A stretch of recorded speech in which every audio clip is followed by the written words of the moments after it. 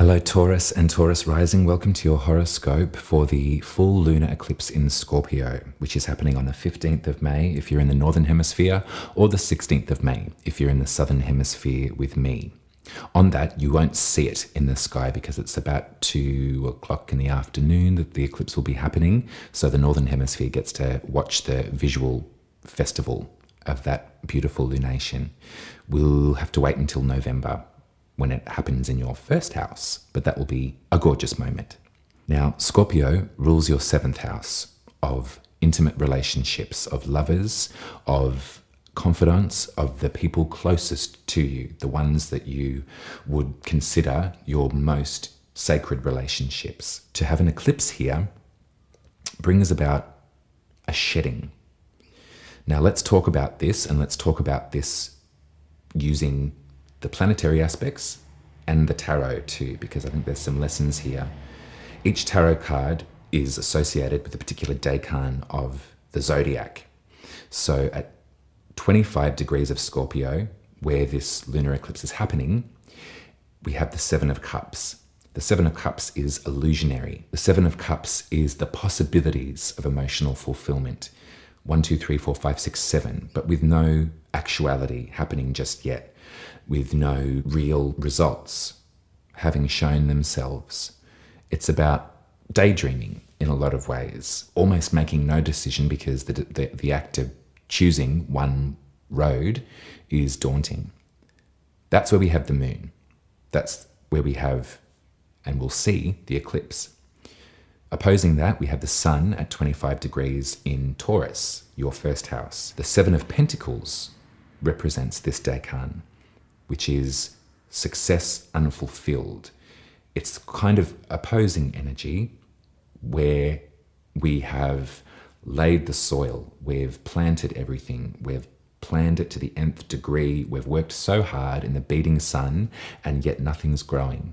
Things are browning, and we're almost fed up with the amount of energy that we've put into something that looks like it might not come to life. It might not provide us what we thought it would. So hold these two energies in your heart when this eclipse, this emotional eclipse energy starts to crop up. This lunar eclipse has an exact hard T-square with Saturn in Aquarius.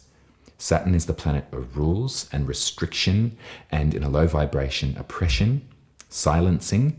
In a higher vibration, it's the manual, it's the rule book, it's Saturn sets up the pace and the strategies in a lot of ways. Aquarius rules your 10th house of your career and your public roles, your most visible self.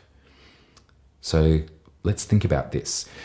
The tarot card that correlates with 25 degrees of Aquarius is the 7 of Swords, which in some ways can be described as the card of the thief. It's a card that leaves information out. It's a card of revealing some, but not all, in a mildly or majorly deceptive way.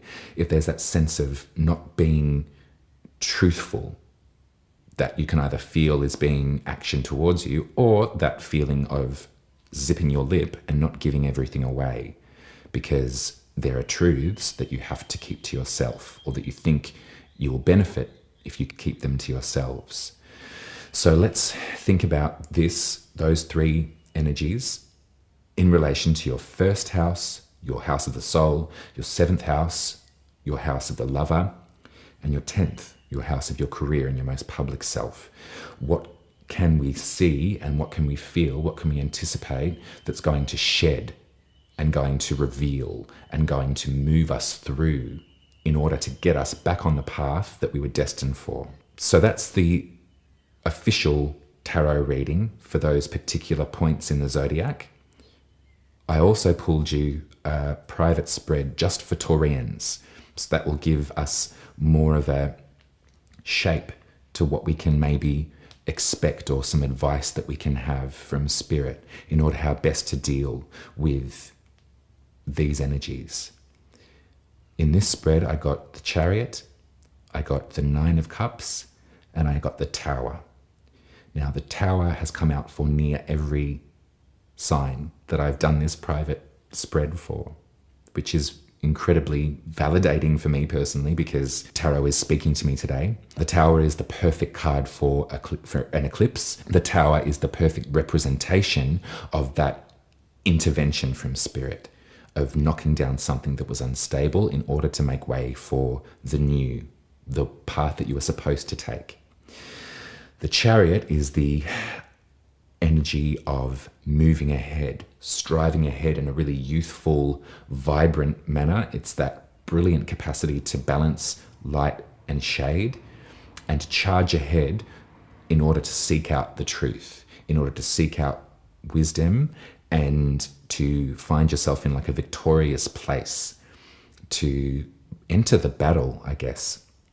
The Nine of Cups talks about a satisfaction, a moment, a point of reflection and gratitude for the emotional lessons that you have as a solo entity.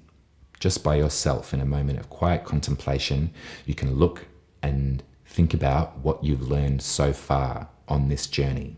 So I think what we've got to do is put our energies into the moon and the sun. I really think that that's important for you, Taurus. The sun is shining and warming up your first house, and the moon is providing that space to emotionally release in your seventh. I think Saturn in the 10th is where we want to direct our energy to rise above. A teacher of mine has recently told me that how we can work with the conflicting energies of a T-square is by looking at the opposite house of where that's taking place. So if Saturn's in your 10th, we can look to the 4th house of home and roots and stability and privacy to counteract some of that conflicting energy in the 10th.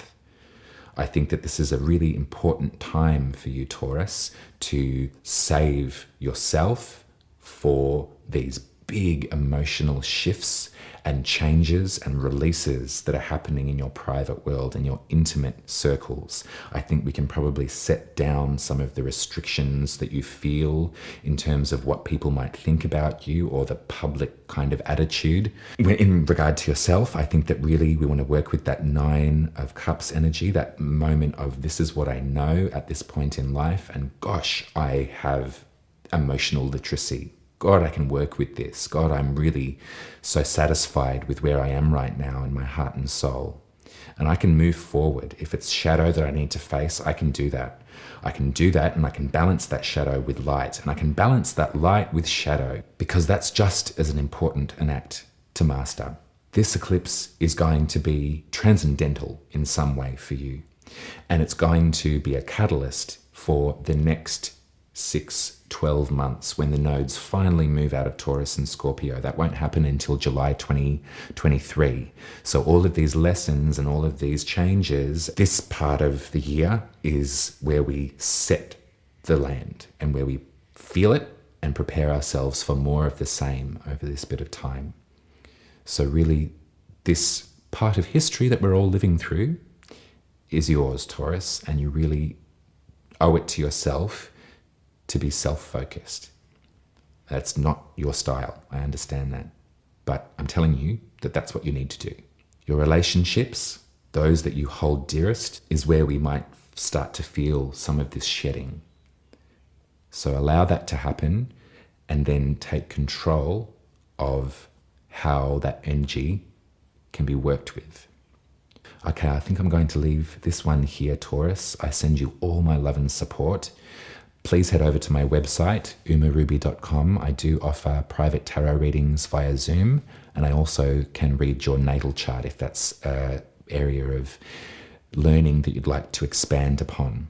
I find it incredibly helpful to sometimes get some perspective on my experience and how it relates to our galaxy. All the very best. I'll be back with you in 2 weeks to discuss the new moon in Gemini, which will be a lovely moment of manifestation for us, and a moment for you where we can lock into some of your talents and your skills and your abilities, which I think is something that was really good for you to focus on as we rise from the ashes, whatever potential ashes the eclipse may kick up for us. All the best. Take care. I love you heaps, and I'll speak to you very soon.